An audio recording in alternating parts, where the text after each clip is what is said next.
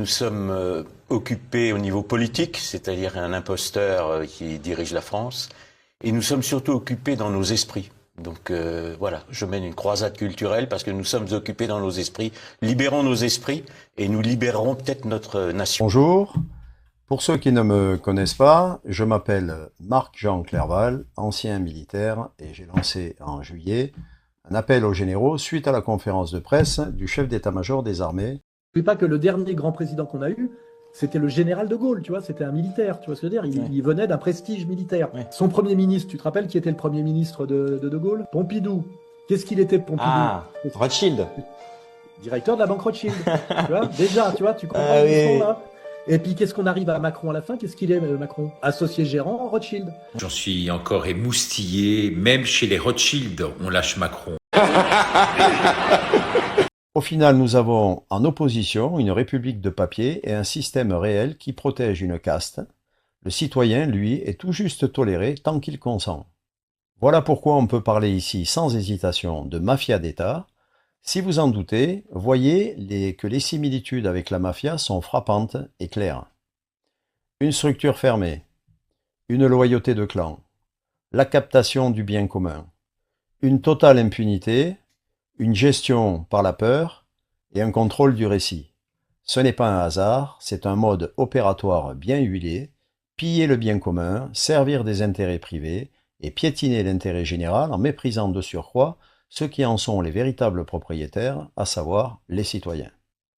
Et pourtant, grâce à une ingénierie sociale particulièrement bien élaborée, beaucoup continuent de croire que l'État leur veut du bien, refusant de voir ce qui crève les yeux, un État spoliateur, accro au pouvoir et prêt à tout surtout pour le conserver. Mais dans quel but, me direz-vous? L'argent seul? Pas uniquement. Leur objectif est clair, et il a même été formulé noir sur blanc par Klaus Schwab, le fameux, dans la grande réinitialisation, avec cette phrase devenue tristement célèbre, « Vous ne posséderez rien et vous serez heureux ». Ce projet vise à détruire la nation française, à effacer son histoire ainsi que sa culture, pour instaurer un asservissement durable des peuples. Asservissement économique en créant une dépendance permanente par la dette. Ouais. Donc en fait, tu découvres que en fait, la démocratie, c'est l'appouvoir de la banque par la banque qui finance un politique. Comme le principe de la banque, c'est la dette, c'est-à-dire c'est de te prêter de l'argent qui fabrique à partir de rien, pour que toi tu rembourses le prêt à intérêt avec ton travail, c'est-à-dire avec de la richesse qui elle existe. Donc tu comprends logiquement que le président de la République étant un employé de banque, tu sais au sens radical, c'est un employé du banque, et donc on a bien Macron qui était un employé de banque, sa fonction politique est d'aggraver la dette, parce qu'aggraver la dette, c'est augmenter le pouvoir des banques sur le pays. Oui. Et qu'est-ce que c'est que le principe de la dette? C'est la garantie hypothécaire. Quand le pays peut plus rembourser, tu regardes la Grèce, le mec se rembourse avec quoi? Eh ben il te pique tes aéroports, tes C'est ports, et tout ça c'est de la richesse réelle, tu vois.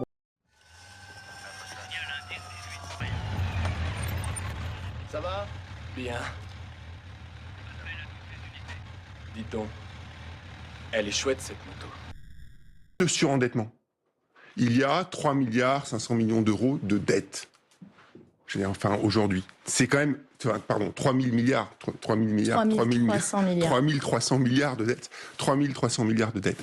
Juste si vous faites une toute petite division, d'accord, par le nombre de Français, ça veut dire quoi? Ça veut dire que chaque Français aujourd'hui, nouveau-né ou personne très âgée, tout le monde doit, en gros, une DS7.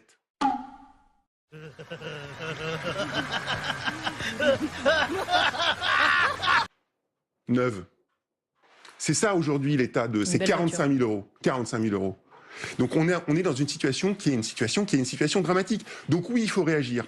Et donc effectivement, je pense que il faut à la fois faire des économies, évidemment, et je pense qu'on pourra y revenir, mais il faut aussi à un moment ou un autre regarder notre système social et voir que effectivement aujourd'hui, je pense qu'on ne travaille globalement pas assez. Ces 2 jours, je pense que c'est 2 jours qui sont importants, en particulier dans le contexte. On a besoin d'augmenter les dépenses. Ça s'appelle le surendettement.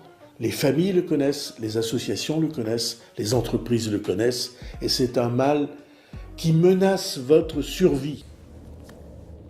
Viens avec moi si tu veux vivre. Si quelqu'un pense que je me trompe en disant cela, qu'il s'exprime.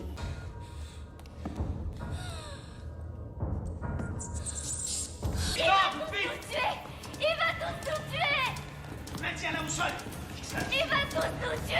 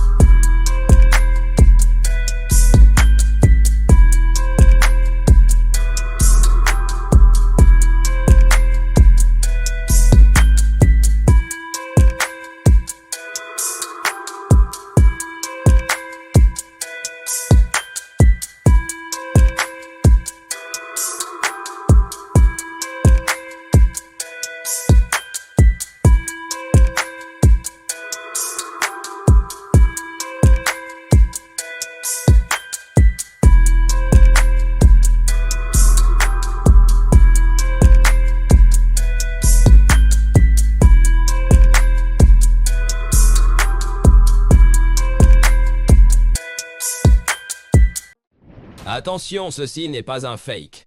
François Bayrou vient de lancer sa chaîne YouTube.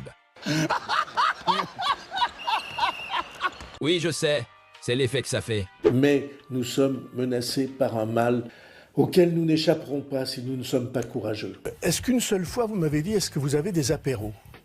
Je n'ai jamais d'apéro.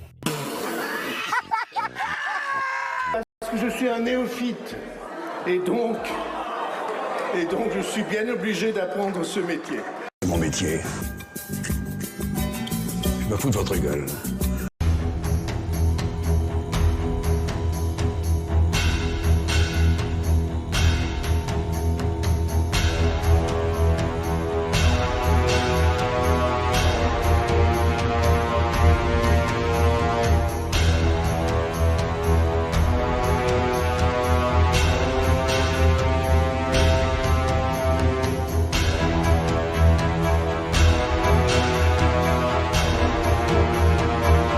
C'est pour cela que je me présente au présidentiel. Je sens un souffle nouveau, croyez-moi, arriver. Rien ne pourra le stopper. En novembre, Macron ne sera plus là, j'en suis intimement persuadé. Il aura été chassé ou il sera de lui-même auto-dégagé. Qui a le pouvoir? Le marché est l'outil qui permet au capital de s'accumuler. Les détenteurs du capital et des propriétés lucratives sont ceux qui ont le pouvoir politique. Ils font et défont les pouvoirs politiques à leur guise sans que les peuples n'interviennent. Ils ont déjà prévu la succession, Monsieur Macron. J'irai même plus loin. Je crois que je connais celle qui viendra après lui.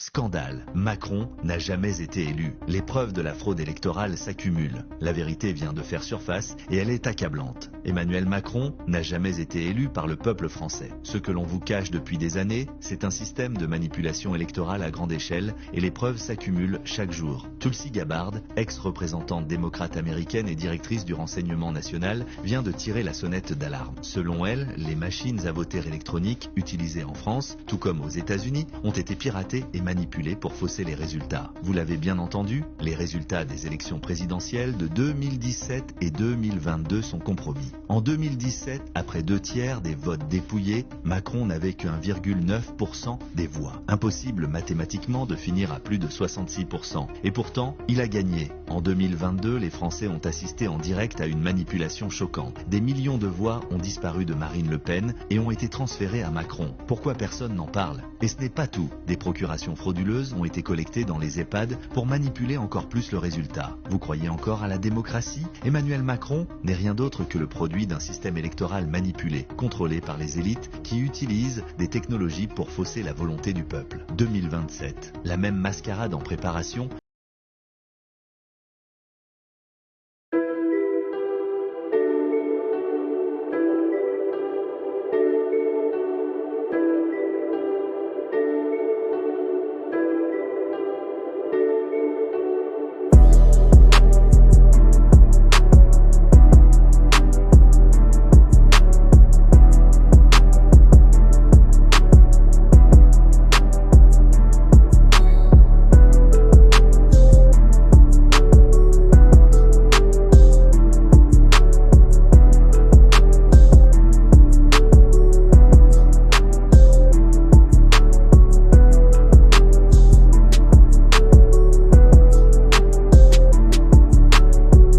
Parle-moi de Skynet. Ah, the projet Skynet passe. Le système s'allume le 4 août 97. Les humains virés capotent. Et du coup, Skynet riposte, c'est ça?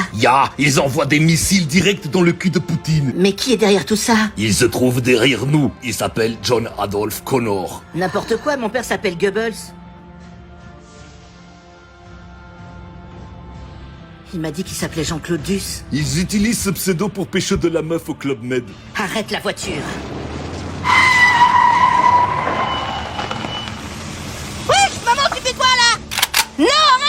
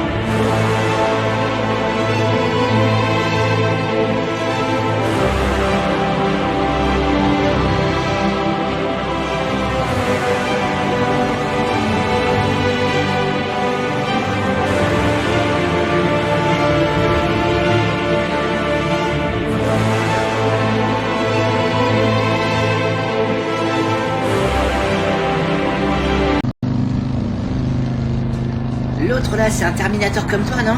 Négatif. C'est un TCGT. Il a été envoyé pour te buter. Non mais attends, c'est quoi ce délire? Tu as provoqué la colère des Français, François. J'ai rien fait, moi. Pas encore. Putain. Et je deviens quoi dans le futur? Tu es le plus grand abruti de la 5ème République. Les Français veulent ta peau.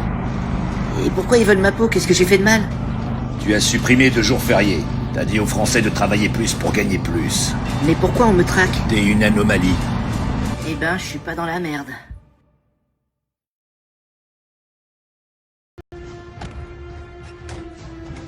Parle-moi de Bayrou. Dans quelques mois, il balance un plan d'économie de 43 milliards. Un vrai carnage. Il passe tout le pays en mode zéro confort, plus de RTT, le lundi de Pâques effacé, le 8 mai effacé, comme si t'avais raté un épisode. Et pour les retraites, les aides? Les retraites gelées, les aides pouf envolées, et les arrêts maladie n'ont jamais existé. Ça a été validé par Bercy? Affirmatif, Sarah Connor. La loi passe crème comme un suppositoire en apnée. Et le 4 août 2025, le système s'active. Bayrou télécharge tout Internet, découvre les codes promo et les niches fiscales. C'est parti en vrille, c'est ça? C'est pire, Bayrou gère le pays comme un patron d'une start-up financière.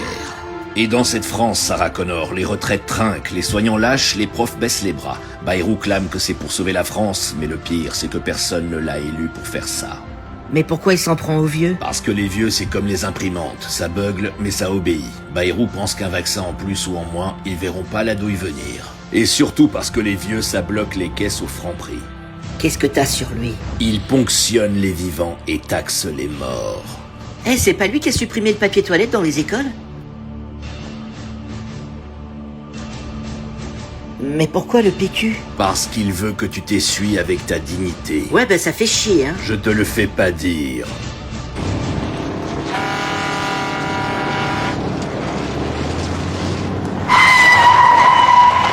Attends-moi ici, je vais aller chier un coup.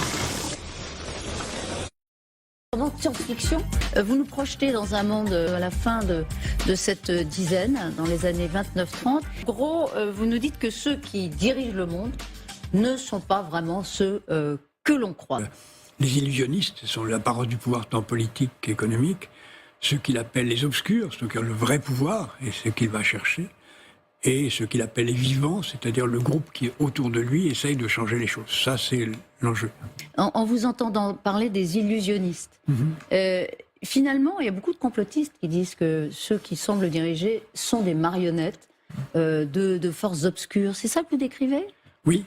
C'est que le président de la République n'a plus de pouvoir, ou beaucoup moins de pouvoir, en tout cas qu'avant, mais que les Français, et lui-même aussi, croient qu'il a toujours les mêmes pouvoirs. La plupart des hommes politiques et des dirigeants politiques se contentent de gérer au mieux le quotidien et de colmater les brèches. Oui, oui. Alors qu'il faudrait agir pour avancer. Ils n'ont pas de pouvoir réel, ce qu'on vient de voir, la grandeur d'être élu du peuple. Ils n'ont pas de pouvoir réel sur la société.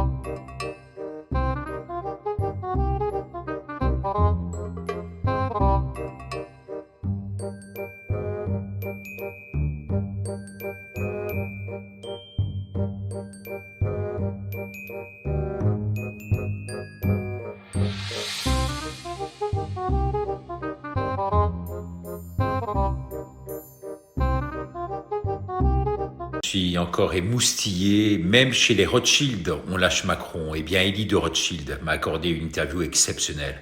Ce membre actif de la famille nous parlera en son nom personnel, bien sûr, mais ils sont nombreux dans la famille à penser comme moi, dit-il. Le vaccin, si c'était à refaire, je ne le referais pas. Macron dehors, on s'est clairement trompé avec lui. Alain Minc et Attali le reconnaissent aussi. Les Rothschild se sont trompés donc avec Macron. Il faut sortir de cette Europe, dit-il, qui nous ruine. Halte à tout cet argent que l'on distribue maintenant à l'étranger, alors même que l'on ne peut pas répondre aux demandes publiques de base en France. Où vont nos impôts, s'interroge-t-il. Et il le dit, ce gouvernement se fout en France de la gueule du monde. Il faut monter sur les barricades. Si j'étais courageux, je le ferais, dit-il. Vous semblez dire dans votre ouvrage, en substance, que tout ce qu'on nous apprend à l'école ou à l'université est un tissu de mensonges. Je n'écris pas une contre-histoire, j'écris l'histoire. Et c'est l'histoire qui est enseignée à l'école, quand elle est encore enseignée, ou à l'université, qui est un tissu de mensonges, qui est un tissu d'erreurs. La grande question, c'est pourquoi tous ces mensonges ? Toute l'histoire est écrite pour justifier, aujourd'hui, la Révolution. Ça fait 200 ans que l'histoire, en fait, est falsifiée. Donc on falsifie le passé pour justifier l'abomination qui a été la Révolution française, ou dite française. Donc si vous voulez, je suis à l'envers. C'est une révolution, et en plus elle n'est pas française, vous dites. Absolument, elle n'est pas faite par le peuple de France, déjà. Ouais. Alors par exemple, un des imposteurs de l'histoire, c'est Michelet, qui a dit que le peuple avait pris la Bastille, etc. Tout ça, c'est de la fumisterie. Alors pourquoi tous ces mensonges ? Moi, je rétablis les faits. Et je n'invente rien, évidemment. Je me base sur les plus grands historiens des religions, sur les vrais historiens. Il y a des grands historiens. Simplement, ce qui est enseigné est mensonger. On apprend beaucoup aux enfants que l'histoire commence avec la Révolution. Tout ce qui est avant, ça serait obscur. Alors pourquoi ça serait obscur ? Parce que ce serait chrétien. Donc tout ce qui est chrétien est obscur, hein, dans un verbiage, comment on peut dire, illuminatif. Hein. Qu'est-ce que c'est que la Révolution ? Et moi, je la définis comme une révolution, je ne suis pas le premier non plus, c'est-à-dire un retour à avant le christianisme. C'est-à-dire au paganisme. Au paganisme, mais ça va plus loin que ça, parce que c'est pas le paganisme qui revient. Voilà. Par exemple, la Renaissance, dans l'imposture de la Renaissance, dire que la Renaissance fait revenir la Grèce, c'est une imposture. La Renaissance fait venir ce que l'on appelle la culture hellénistique, c'est-à-dire ce qui est la décadence d'Alexandrie, juste avant le christianisme. Et tout ce qui est antérieur à la Révolution serait obscur parce que c'est chrétien, et la Révolution aurait apporté le progrès, alors que les temps modernes sont la pire parenthèse de l'histoire. Jamais dans l'histoire, l'homme n'a autant tué l'homme. La France a apostasié sa religion avec la Révolution, d'où les malheurs. Il y a un problème, je pense qu'on peut l'aborder, un problème maçonnique, appelons les choses par leur nom. Voilà. Vous savez que la maçonnerie, sous sa forme moderne, débute en 1717, hein, c'est tout un processus que je décris dans mes livres, et la Révolution a été préparée par des loges maçonniques et par des sectes d'illuminés. Ça n'est pas le peuple qui l'a fait. Les illuminés de la voilà, entre autres, mais il y en a d'autres. La franc-maçonnerie a été mise en place par une secte qui s'appelle les Rose-Croix. J'ai aussi écrit un livre sur eux. On dit qu'ils n'existent pas, mais enfin ils ont écrit des manifestes, donc j'ai analysé tous ces manifestes. Et les Rose-Croix tiennent leur lumière de Lucifer. C'est officiel, ils l'ont reconnu dans leur manifeste.